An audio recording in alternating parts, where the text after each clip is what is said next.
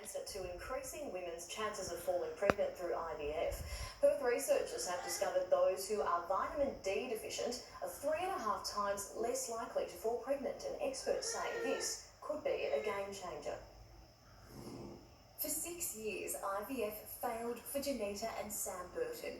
Desperate to start a family, doctors unable to say why. From the testing that they did, they weren't able to know why we were infertile. But almost 2 years ago, the Woomera mother fell pregnant with their little miracle, Marnie. The 35-year-old, one of thousands of women whose infertility was unexplained. The doctors may now have the answer.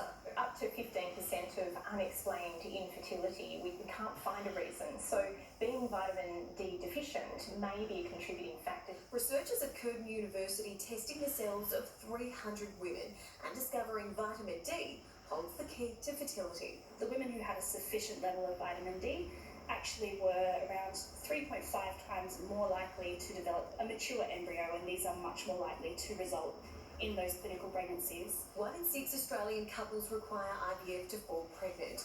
Researchers say almost half of those women are vitamin D deficient. The study now a game changer for families. Between the age of 36 to 40 years old, the chances of actually getting a clinical pregnancy from an IVF cycle is around between 30 to 35%. So if we can have one cycle and have it successful, then that would be absolutely amazing. Researchers will now investigate whether adding vitamin D to the IVF process will also improve the outcome for patients. Until then, the advice is to soak up the sun. Only 10 minutes is enough. To go out in the sun, get a little exposure, particularly on the chest and the arm region, is the best place to synthesize vitamin D. Lucy McLeod, 9 News.